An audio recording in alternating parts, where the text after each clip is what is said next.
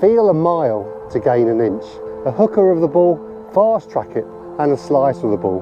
And I've got the ocean on the left.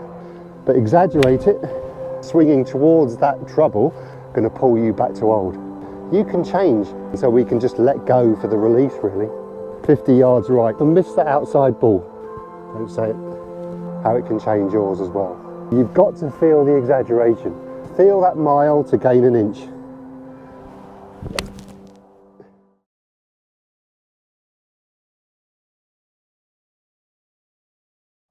Hi everyone, welcome back to another video here on the channel. Thank you very much for joining me. My name is Warren Bennett.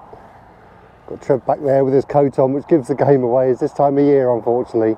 Although you see it's beautiful skies here in the middle range at Chesterfield, it's got a wind chill factor of -7, so we're both wrapped up today.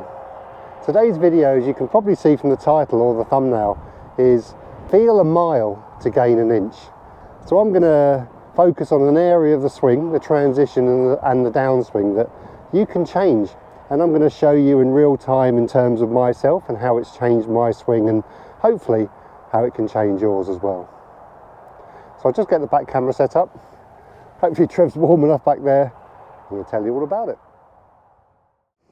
Okay everyone, so it's probably going to be a bit of a ball hitting day today, just so I can keep warm a little bit. But yeah, how can we change our swing? There's many videos on the channel, as you know if you've been here before, so thank you if you have, to change our downswing, change our transition, work on our body parts to influence this club. But what can we do to fast track it? And what can we do if you've got a game tomorrow or in a few hours? How can we go on the golf course and you're fed up with seeing this slice, you just want to change it or just minimize it anyway? And it's the same if you've got a big hook and you want to change this hook and you've had enough of it and you just want something quite quick. Well, this video is for you today, hopefully.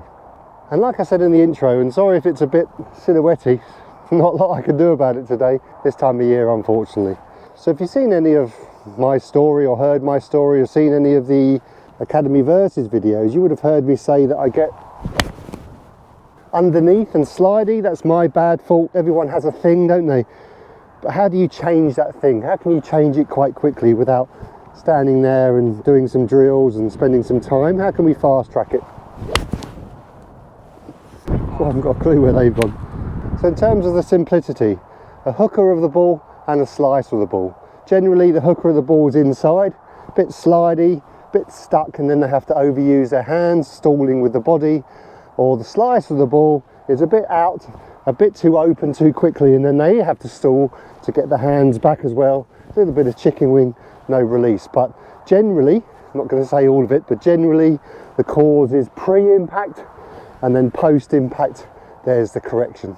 So how can we change it a little bit and fast track it and get this club on plane so we can just let go for the release really? So my thing, and I'll get onto the slicer of the ball, because my thing is inside, so we'll start off with a hooker. I'm aiming, maybe you can see the 100-yard marker ahead of me, but my feel is I'm, from the top of the backswing, I'm going to try and start it at that tree. So my feel is doing this. So to do that, I've got to stay a little bit stationary on my right side, allow my club to come out, exaggerated, and then bring it back to the ball. So my feel, when I'm standing here, is to start it at that tree that I'm pointing out now. So the ball tracking, which I've got on that camera, hopefully will pick that up. As far as I know, from what I saw, it only started just left. We've got a bit of a right to left wind today, so it probably won't fade back. So my thing, especially with the driver, because it's going much quicker, from a normal backswing position, I'm now trying to start it 50 yards left. On the range it's much easier to change it, as we know, we can work on different speeds. So I can stand here like I've done this year, I can do little half swings. So I'm going to do a little half swing backswing and really pull across it and hold off. So I can kind of exaggerate it because of the slowness of the swing. I can exaggerate this motion. Remember, I'm not just doing it in the backswing, doing a normal backswing and then influencing it on the way down and across. There we go. Not so much starting left that time. So it's really difficult, especially with a driver, especially when you get on the golf course. This is why we do little slow motions. How can I start it like that? 40, 30 yards left, or as far left as you can. Obviously it's not technically correct. I don't want to do that on the course, but you have to feel a mile, because when you pull the pin, that was the better one. So I'm just practicing a big pull, kind of an over the top motion for me. Divot's a little bit left there, so my path now is out to win. If I increase speed, fast tracking, and increase length of swing, it's going to be more difficult to do that. And there we go. Just caught the start of that, so just started left. So you can see there the difference between the two. It's not going to be as over the top, because I don't want this club jammed inside. So on the range it's lovely. On the golf course it can be quite unnerving, especially if you've got, say, out of bounds down the left. It's the last thing you want to do is feel like you're swinging towards that trouble, but you've got to trust it, because to gain a sense of neutral and not under, you've got to feel a little bit exaggerated. Feel that mile to gain an inch. So I felt there that I was starting it at that big tree, and I think the ball went straight really, and hopefully, I can't feel this club, the ball's telling me, hopefully the club will be close to plane line. That's how much I need to feel out to get this club on plane. If you're still feeling a bit stuck in inside, do some practice swings over the top and across, little half swings, so you can really exaggerate it. There we go, look at that. So I'm staying back a little bit with my bottom half, kind of twisting early, because I need a bit of that to get this club going out. Remember, you slicers do this too much off your back foot and twisting, but hookers of the ball, sliders inside, myself, I need to stay stationary, allow this club to come out and across. Exaggerated obviously, that's why we do little half swings. Beautiful. I can't do it that much when I hit a full shot, which I'm going to do now. And then we'll go on to the slicer of the ball.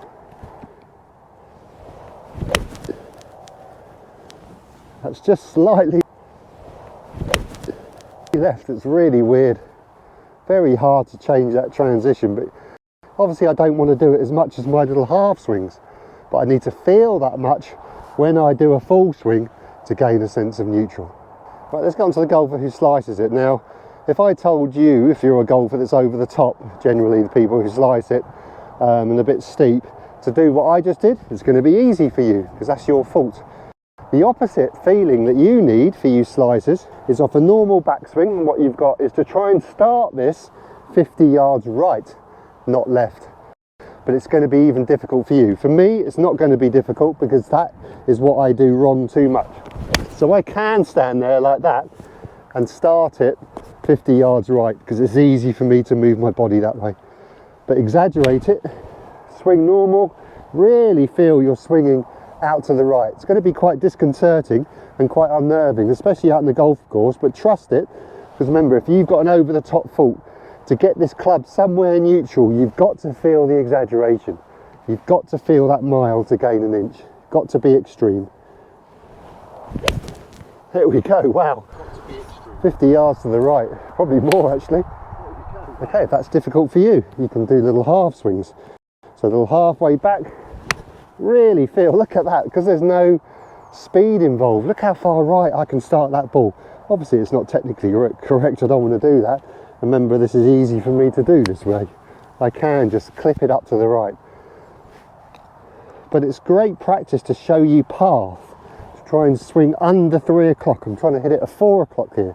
Under, out to the right. I try and do the same thing, but kind of ramp it up, double pace to that. I can't start it as right as that, because the club does want to pull me out. So you can work at different speeds, 1, 3, 5. Let's do like a 7. Slightly up the right with a bit of draw. You might need to work at the secondary feeling, which I'll get to in a minute. Under, clip it out to the right. Trust that if your club is over the top, all you need to is to clip it out, feel like you're going to hit it out to the right. It is disconcerting, especially if you've got trouble out to the right. You don't want to feel like you're hitting it towards trouble. So all the Academy Versus videos that I played this year, let's say the Macrohannis is a perfect example. I stood on that tee and I've got the ocean on the left. So when I'm standing there, it's really disconcerting to me to feel like I'm going to swing it left towards that ocean. But I've got to trust that club that if I do that, I'm going to counteract my bad move and hopefully get a neutral plane. It might be a bit exaggerated on the range, but on the golf course it's always going to pull you back to old. Oh, my nose is running. So let's get on to the second half of the downswing, and this is going to be the same for both.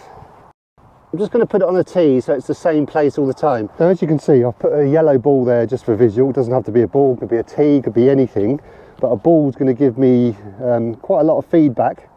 So what I'm going to do for both options, slicer or a hooker, is, let's just say the hooker wants to feel inside. What you don't want to do is come outside too early. You've got to stay inside until you hit that ball, and then outside post impact. That club cannot go out pre-impact, obviously, but it's easy to feel like you want to swing it in to out and get to out too early. So what this ball does, and you can do the drill doing this, it just keeps you in until you hit that ball and then out after. Obviously this is going to be exaggerated for me, but let's try one. So in to out, feel like you're going to hit it 40 yards but miss that outside ball. There we go. Feel like my hands are close to me, the club is still behind me, and then I'm going to collect the ball and out to the right. Beautiful. You might need to work at a little bit of a release to get the draw back, but a majority, let's say 50%, I don't know the number really, if you can get the club in here and then you let go, a majority of that release will happen for you. So this works for me as well, for the feeling of needing to be a bit more over the top and out. I don't want to continue over the top. I've got to bring that club back to the ball. So it really focuses on path, it really gets the path correctly. So in to out correctly, and then out to in correctly. So I'm really waiting and getting that club head back to the ball to really encourage the out to in and that slice spin feeling for me. So let's see if I can do that. I'll do a half swing. So normal backswing, I'm not taking it out to start with, and then over the top and miss the outside ball. Beautiful. Remember, you hookers of the ball probably to not release it. Need to kind of feel like your right hand's a bit under to bring that ball back, a bit of fade. Got to get the out first, which is fine, but then I've got to get the in. Got to get the in sooner, and this is what this yellow ball does. Brings my hands and club in a bit sooner instead of keeping it out here and then you misstrike it. Okay, I'm going to do a full swing. Oh, don't say it. Oh, that was lovely. Really focuses that path, either out to in more or in to out more. Okay everyone, so sorry if I'm feeling a bit snivelly, but it is the first real cold one for a long time. Like I said, it's wind chill is -7. I think just the normal temperature is about 1 or 2 this morning, but hey, I'll take it. Dry and cold, I'll take all day. But I don't know about Trev, but I'm feeling the cold, that's for sure today. Okay, so remember, feeling that mile to gain an inch. It's really important to exaggerate it. Difficult on the course because we want to try and hit a good shot, and wanting to hit a good shot beckons us back into our old swing, but you've got to trust it. First of all, do a few swings into a net or out on the range there. What does it feel like to you? If you want to feel like you want to start at 50 yards left, or if you're an over the topper, what does it do? What does the ball do when I feel like I want to start it out to the right? How far right can you start it? To help with that, work on speeds. Okay, so the next video you actually see will be Monday. So what I'm going to do is an advent calendar series. So I'm going to basically do 1 video a day up to Christmas Eve. So 24 videos. Wish me luck. But I look forward to doing that. Hopefully it's a little bit warmer on Monday, but I'll see you then. Thank you very much for your support. Thank you for watching today's video, and I'll see you Monday. So for myself, Trev, and a pretty cold middle range here at Chesterfield, we bid you farewell. Cheerio!